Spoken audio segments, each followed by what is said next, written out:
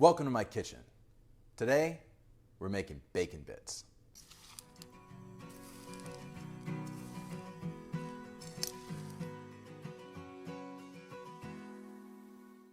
We're going to take about 1.5 pounds of bacon. We're going to chop it into small pieces. It doesn't really matter what kind of bacon you're using or what kind of thickness or how thick you chop it. It's all going to be fine in the end. To get some of this bacon off the board, we're going to put it right here into our trusty saucepan.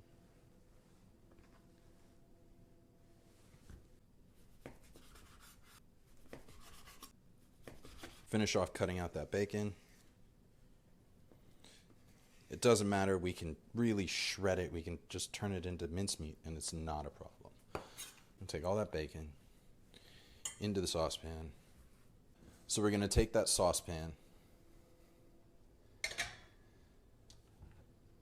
and we're going to add water to it. Now, for a lot of people, this will seem a little crazy. But you actually put enough water in here to get up to the surface of your bacon. And then you fire it up. Anytime you have a meat that has greater than 50% solid fat content, you want to consider using a gentle water bath in order to render out that fat. Rendering is simply taking a solid fat and turning it into a liquid fat. All the structure that's left behind after you liquefy that fat is what turns that bacon into that melt in your mouth quality bacon. By using water, you're able to keep the temperature at or below 212 degrees for the first 30 or so minutes of cooking out the bacon. This allows all that fat inside the bacon to render out and bleed out into the pot, and then the bacon's just going to start to stew in its own fat as that water's evaporated away. So essentially what we're doing here is we're adding water into our bacon so that we can remove it.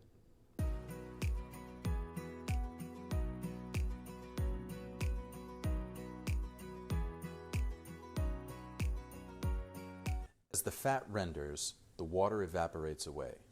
The less water you have, the lower you want your heat. So you should probably turn it down to medium, medium-low, and then as time passes, we'll turn it down even further to a low. At this stage, when your liquid water is gone and the only water that's left is what's trapped inside of your bacon, you want to stir it pretty frequently, at least once a minute. That way you don't get any bacon that's really stuck hard to the sides of your pot.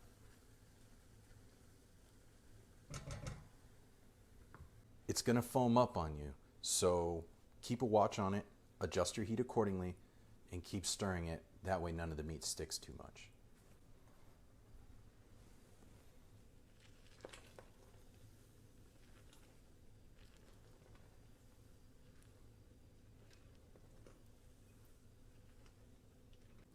Once you start to notice brown bits on the surface of the foam and on the sides of the pot, you want to have your heat reduced to a low. Continue stirring it the entire time.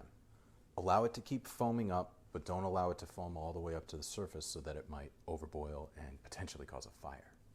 All this foam is the final moisture inside that bacon trying to escape from all that fat.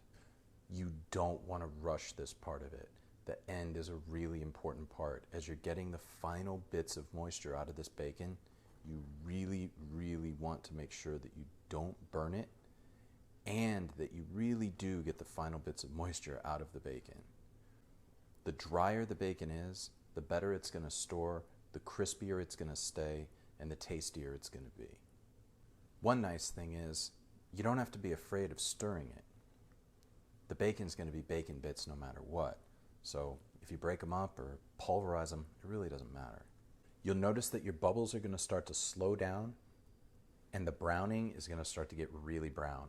At this point, you're getting really close to the end and you want to keep making sure to stir so that you don't have any burned bacon.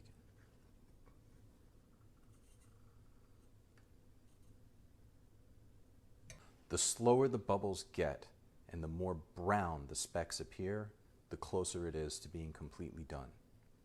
You're never going to get rid of all the foam. If you do, that means your bacon's burning. You want to use your nose and your eyes to decide when the best time is to take it off. You can see there's a lot more brown on the surface. The bubbles are slow and large, and we're really coming to the end.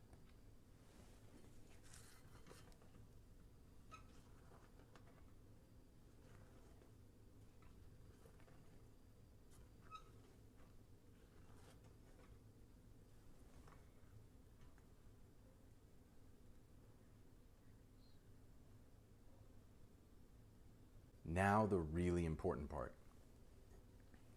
A glass jar, a jar funnel, a piece of cheesecloth, and a small strainer.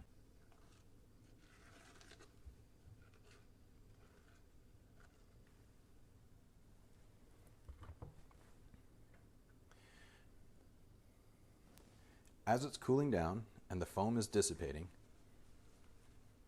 the liquid level reduces and we can see that bacon.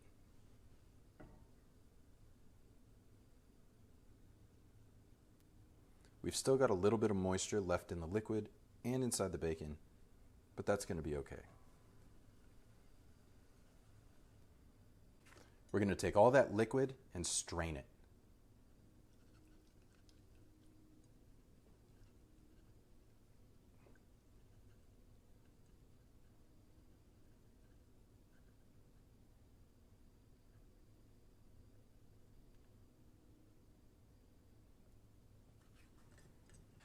Move the bacon over to the side of the pan.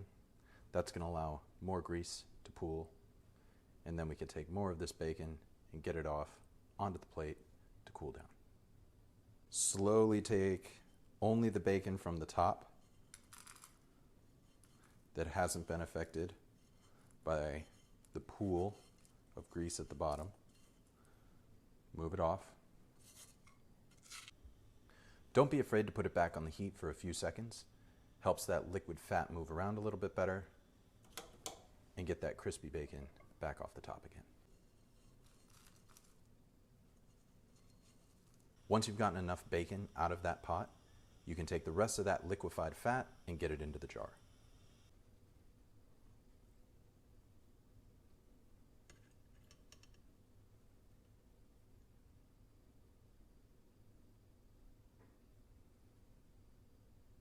When you finish, you're left with a bunch of bacon bits and a bunch of bacon fat, both of which have many applications in the kitchen.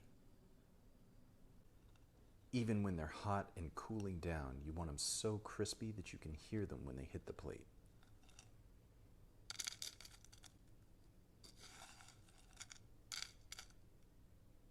Yeah.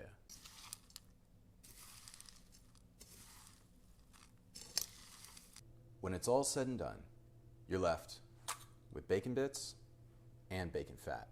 Bacon bits are good for everything from topping burgers and salads to adding to pasta dishes and sauces. I use bacon fat on a lot of my other videos, so stay tuned. Thanks for coming to my kitchen. I'll see you next time.